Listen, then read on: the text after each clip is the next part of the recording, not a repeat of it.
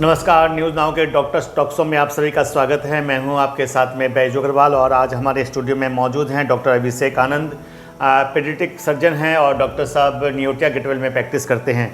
जैसा कि आप सभी को पता है कि हम हर हफ्ते हेल्थ से रिलेटेड अलग अलग कार्यक्रम करते हैं, अलग अलग विषयों को लेकर हम डिस्कशन करते हैं, जहाँ पर हमारे स्टूडियो में अलग अलग विभाग के डॉक्टर आते हैं और हम आपकी समस्याओं का हल ढूंढने की कोशिश करते हैं।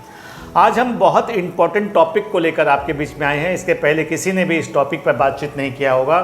तो आज हम एक बहुत ही महत्वपूर्ण टॉपिक, बच्चों से रिलेटेड टॉपिक है कि बच्चों के पेट में दर्द होना एक आम बात है, लेकिन दर्द अगर काफ़ी दिनों तक रह जाता है तो फिर ये एक समस्या का कारण बन सकता है। और बच्चों में क्यों पेट का दर्द होता है, इसके लक्षण क्या हैं, इसके इलाज क्या है, इसके बारे में हम डॉक्टर अभिषेक आनंद से बहुत विस्तार में हम बातचीत करेंगे कि बच्चों में आखिर पेट में दर्द होना एक आम बात है, आखिर क्यों बच्चों के पेट में दर्द होता है और उनका इलाज क्या है। इन तमाम बातों को लेकर जो है हम डॉक्टर साहब से आज बातचीत करेंगे। डॉक्टर साहब, सबसे पहले तो मैं आपसे ये जानना चाहूँगा कि बच्चों में जो है पेट का दर्द क्यों होता है, इसका रीज़न क्या है? सबसे पहले तो नमस्ते, मेरा नाम डॉक्टर अभिषेक है, जैसा इन्होंने बताया, मैं पीडियाट्रिक सर्जन हूँ। तो आपका जो पहला सवाल, उससे पहले मैं ये बोलना चाहूँगा कि आमतौर पर आजकल माँ बाप जो बच्चों को लेके आते हैं उसमें ज़्यादातर माँ बाप ये शिकायत लेके आते हैं कि मेरे बच्चे को पेट में दर्द है। बिल्कुल। तो पेट में दर्द, सबसे पहले ये जानना होगा पेट में दर्द कहाँ से कहाँ तक दर्द होता है। तो हम बोलेंगे पेट में दर्द है छाती के नीचे और पेल्विस के ऊपर के एरिया को हम लोग बोलते हैं पेट में दर्द। लेकिन ये ऐसा कोई रूल नहीं है। हम लोग कभी कभी जो रिफ्लक्स डिजीज़ होता है उसमें जो हम लोग बोलते हैं छाती में जलन हो रहा है, वो भी एक तरह का साइन है पेट में दर्द का, जो छोटे बच्चे बोल नहीं पाते हैं। सबसे बड़ी समस्या तो ये है। एग्जैक्टली। दूसरा ये है कि दर्द हमको ये जानना पड़ेगा। आज का जो बेसिकली शो ये इसलिए है ताकि जो आम आदमी है, जो पेरेंट्स हैं, उन तक ये खबर, ये बात पहुंचाई जाए कि हम किस दर्द को लेके ज़्यादा चिंतित हो सकते हैं, किस दर्द को देख, उसके लक्षण को देखते हुए हम तुरंत डॉक्टर या इमरजेंसी हॉस्पिटल जाना होगा। बिल्कुल। जैसे दर्द, जैसा मैंने बोला, पेट में दर्द है, आमतौर पर हर किसी को पेट में दर्द होता है, लेकिन हर दर्द के लिए हम पैनिक नहीं करते हैं। तो उसको सिंपल पेन एब्डोमेन बोलते हैं, या बहुत नॉर्मल पेन एब्डोमेन है। बच्चा थोड़ा वो छटपट किया, थोड़ी देर के बाद ठीक हो गया, उसके बाद normal day to day activities करने लग गया।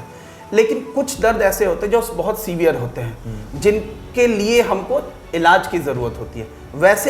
वैसे जो दर्द होते हैं उसके बारे में हमको कुछ जानकारी नॉर्मल जो पेरेंट्स होते हैं उनको भी रखनी चाहिए।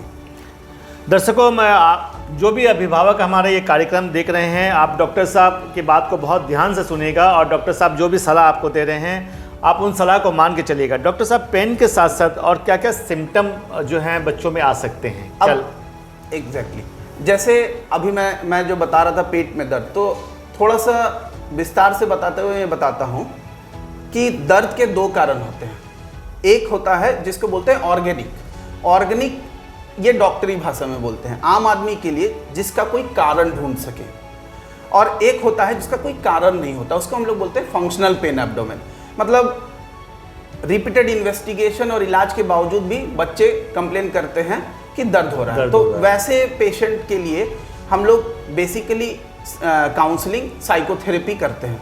लेकिन जहाँ पर कारण होता है उस कारण को ढूंढना होता है, और जो भी कारण होता है उसका कुछ ना कुछ सिम्टम होता है। तो जैसा कि मैंने बोला कि हमें लक्षण पकड़ना चाहिए। लक्षण क्या होगा? जैसे 1 साल से कम के बच्चे या जो बच्चे बोल नहीं पाते हैं, वैसे बच्चे क्या होंगे, उनको अगर पेट में दर्द हो रहा होगा तो वो रोएगा। लेकिन नॉर्मली बच्चे रोते हैं, लेकिन यहाँ पर आपको माँ जो होती है, जो बच्चे के साथ अक्सर रहती है, वो समझ जाएगी कि उसको वो उसका रोना कुछ अलग डिफरेंट तरीके का, जैसा कि वो कंटिन्यूअस घंटों रोएगा। रोते समय अपने दोनों मुट्ठी को जोर से बंद कर लेगा, अपने पैर को छाती की तरफ ले आएगा, इधर उधर होगा। ये लक्षण ज्यादातर छोटे बच्चों में पेट दर्द का होता है।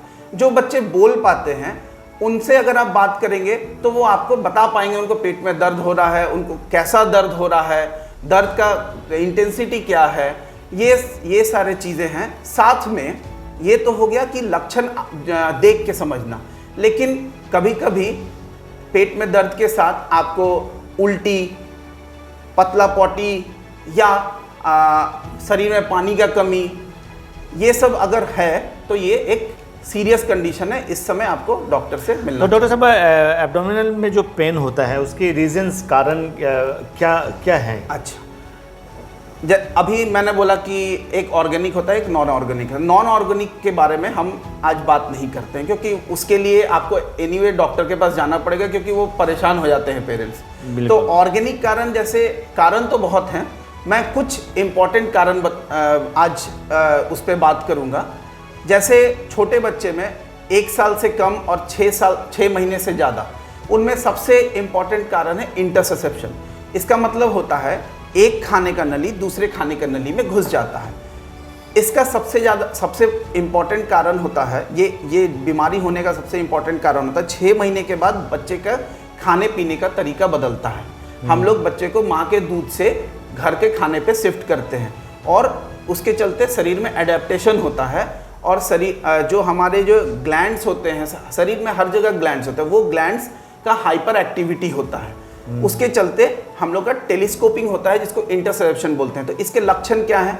बच्चा दर्द हर 10 मिनट में बहुत जोर जोर से रोएगा, अपने पैर को, अपने घुटने को छाती पे ले आएगा और कुछ देर के बाद पेन फ्री पीरियड होगा, शांत हो जाएगा, फिर रोएगा। साथ में ये ऐसे बच्चे mucus with blood in stool pass करते हैं, उसको हम लोग रेड करेंट जेली डॉक्टरी भाषा में बोलते हैं। ओके। तो जब भी वो स्टूल पास कर देंगे उनको आराम हो जाएगा। ये इनिशियल स्टेज में है। फिर धीरे धीरे अगर हम इसको नहीं पकड़ पाए और हम इसको नज़रअंदाज करते हैं, तो ऐसे बच्चों के क्या होता है कि इसको वैस्कुलर इमरजेंसी बोलते हैं। बेसिकली क्या होता है, खाने का नली जब अंदर घुस गया तो ब्लड सप्लाई कम होने लगता है, तो वो खाने का नली जो है वो धीरे धीरे खराब हो जाता है। डॉक्टर साहब, आप ये कहना चाह रहे हैं कि बच्चों में अगर मल के साथ में अगर ब्लड आता है तो साथ साथ जो है डॉक्टर की सलाह लेना बहुत ज़रूरी है। बिल्कुल बिल्कुल, ये इमरजेंसी है। ये तो रहा 1 साल से कम के बच्चों में।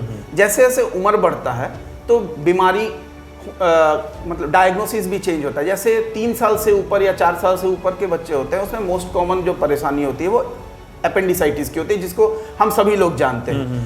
तो जब एपेंडिसाइटिस इनिशियल स्टेज में होता है तो इससे क्या होता है, अगर आप डॉक्टर के पास चले गए हैं तो इलाज में काफ़ी इलाज डिफरेंट टाइप का होता है। जैसे इनिशियल स्टेज में हम लोग लैप्रोस्कोपिकली सर्जरी करते हैं, तो उसमें हॉस्पिटल का खर्चा कम होता है, बच्चे हॉस्पिटल से जल्दी घर चले जाते हैं। लेकिन यही बच्चे अगर देरी से आते हैं, क्योंकि बच्चे छोटे होते हैं, तो उनमें अपेंडिक्स में परफोरेशन होने का, फूटा होने का चांसेस होता है, शरीर में पस बन जाता है। वैसे पेशेंट काफ़ी क्रिटिकल और सीरियस हो जाते हैं।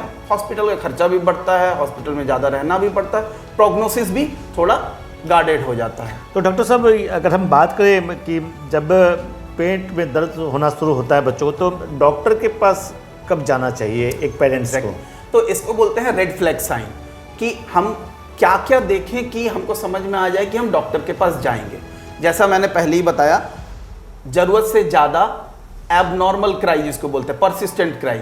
नॉर्मली बच्चे रोते हैं भूख से, लेकिन वो रोना भूख का रोना नहीं होता है। जैसे कि छोटे बच्चों में हाई पिच क्राई बोलते हैं, कंटिन्यूअस क्राई बोलते हैं, पैर अपने छाती में सटा करके रोते हैं, पॉटी में खून आना, उल्टी करना, पित्त का जो येलो कलर का या ग्रीन कलर का उल्टी करना, पेट फूल जाना, ये सब अगर सिम्टम है। शरीर अगर 1 महीने में नॉर्मल से ज़्यादा वेट लॉस होता है, मतलब 10% से ज़्यादा अगर वेट लॉस होता है, बहुत पतला पतला पॉटी कर रहा है, तो इन सब कंडीशन में अगर हम ये देखते हैं तो हमको, और साथ में अगर आपको दिख रहा है कि बच्चे को बहुत तेज बुखार है, तो भी ये एक साइन है कि अगर पेट दर्द के साथ ये सारे सिम्टम्स और साइंस अगर हैं तो हमको डॉक्टर के पास जाना चाहिए। तो पेरेंट्स जो भी हमारा ये कार्यक्रम देख रहे हैं और आपके बच्चे में भी अगर पेट से संबंधित कोई शिकायत है या बच्चे को पेट का दर्द हो रहा है, तो आप डॉक्टर अभिषेक आनंद से नियोटिया गेटवेल में मिल सकते हैं, डॉक्टर साहब की सलाह ले सकते हैं। डॉक्टर साहब नियोटिया गेटवेल में प्रैक्टिस करते हैं। अगर आपके बच्चे को किसी भी तरह की पेट से संबंधित कोई शिकायत है तो आप डॉक्टर साहब से जाके मिल सकते हैं। डॉक्टर साहब, हमने देखा है कि बहुत पेरेंट ऐसे हैं, बच्चों का दर्द तो होता रहता है लेकिन लंबे समय तक घरेलू इलाज पे ही डिपेंडेंट रहते हैं, डॉक्टर तक जाते नहीं हैं, कितना खतरनाक है ये? देखिए, ये कितना खतरनाक है ये बोलना डिजीज़ जानने या रोग के बारे में जानने के बाद ही बोल सकते हैं। जैसा कि मैंने आपको बताया फंक्शनल पेन, जैसे किसी किसी बच्चों में एंग्जाइटी या स्ट्रेस रिलेटेड पेन होता है, जैसे उनका एग्ज़ाम है या कोई स्ट्रेस सिचुएशन है, तो वैसे पेशेंट को पेन एब्डोमेन होता है, तो उनको ज़्यादा इलाज की ज़रूरत नहीं होती है, रैदर उनको साइकोथेरेपी और काउंसलिंग की ज़रूरत होती है। लेकिन उसके लिए भी माँ बाप को समझना होगा कि ये किस तरह का पेन है। लेकिन कुछ पेन एब्डोमेन है, जैसे एग्जाम्पल है, क्योंकि हम लोग बच्चों से डील करते हैं तो हम लोग ज़्यादातर कंजेनाइटल एनोमली, मतलब जो जन्मजात बीमारी होती है उससे डील करते हैं जी। उसमें एक छोटा उदाहरण है कि हमारे शरीर में जो चीज़ें बनती हैं उसको उसमें अगर सेम चीज़ एक और बन जाए उसको डुप्लीकेशन बोलते हैं। मतलब ये सब कोई जानता है, क्लोनिंग जो होता है, जैसे खाने का नली मेरा अगर है सेम वैसा ही अगर खाने का नली बने लेकिन वो नॉर्मल नहीं होता है, तो इसमें क्या होता है, बच्चे आपको कंप्लेन लेके आएंगे कि हमको पॉटी में कभी कभी जब डिजीज़ मतलब उतना सीवियर नहीं होता है तो कभी कभी on end of pen abdomen होगा, और साथ में पॉटी में कभी कभार वो ब्लड की थक्का जैसा आएगा, जिसको हम लोग नॉर्मली नज़रअंदाज कर देते हैं। लेकिन बच्चों के केस में इन सब चीज़ों को नज़रअंदाज नहीं करना चाहिए, बशर्ते आपको डॉक्टर के पास जाना चाहिए ताकि ये सारी चीज़ें रूल आउट हो सकें। क्योंकि पेट में दर्द सिर्फ मेडिकल कारण से नहीं होते हैं, मेडिकल कारण के अलावा सर्जिकल कारण होता है, जो कि अगर देर हो जाए तो मेरा आउटकम उस पर करता है। अगर देरी से हम इलाज करते हैं तो हो सकता है हमको बीमारी इतना सीवियर हो गया है कि हमको खाने के कुछ नली काट के फेंक देना पड़ सकता है। उसमें बच्चों का आउटकम वेरी करता है। इसलिए पेट में दर्द जैसा भी हो, मैं सभी पेरेंट्स से दरख्वास्त करूंगा कि वो अपने नज़दीकी डॉक्टर या हॉस्पिटल में ज़रूर संपर्क करें, क्योंकि कभी कभी हमें पता नहीं चलता कि कौन सा पेट दर्द सीवियर हो सकता है। डॉक्टर साहब, अक्सर हमने देखा है कि बहुत बच्चे खाना पसंद नहीं करते हैं, और उस स्थिति में हमने देखा कि अभिभावक जो अपने बच्चों को मारते हैं, पीटते हैं, ज़बरदस्ती खिलाते हैं। क्या ये भी एक रीज़न है क्या पेट दर्द का बच्चों का? क्योंकि पेरेंट्स हमारा ये कार्यक्रम देख रहे हैं। नहीं, देखिए, ये आजकल एक्चुअली क्या हो गया, खाना नहीं खाना, उसका भी दो कारण है। एक तो ये होता है आजकल जो खान पान में परिवर्तन हुआ है, तो हमारे पास अगर 100 बच्चे आते हैं तो 60% बच्चे जो होते हैं कॉन्स्टिपेशन से का भुक्तभोगी होते हैं। इसका सबसे बड़ा कारण है खान पान में परिवर्तन। हम नॉर्मली हमारे खाने में फाइबर का अमाउंट जितना होना चाहिए, वाटर इंटेक जितना होना चाहिए, वो होता नहीं है। हम जंक फूड ज़्यादा खाते हैं, जिसके चलते कि बच्चों की खाने में रुचि भी कम होती है, और दूसरा जंक फूड के चलते उनको कॉन्स्टिपेशन का शिकायत होता है, जिसके चलते कि उनका पेट हमेशा ब्लोटेड रहता है, गैस से भरा रहता है, पेट खाली नहीं होता, उनको खाने में रुचि नहीं होती है। तो मारने पीटने के बजाय अगर पेरेंट्स इन सब चीज़ों पे ध्यान दें तो हमको लगता है कि काफ़ी हद तक ये पेरेंट्स हमारा ये कार्यक्रम देख रहे हैं। डॉक्टर साहब, आप सजेस्ट कीजिए कि बच्चों को क्या क्या खिलाया जाए, क्या क्या पिलाया जाए। मैदा रहित खाना जितना हो सके हम लोग अगर बच्चों को दें तो ज़्यादा बेहतर है। कोशिश करें कि बाहर का खाना कम खाएं।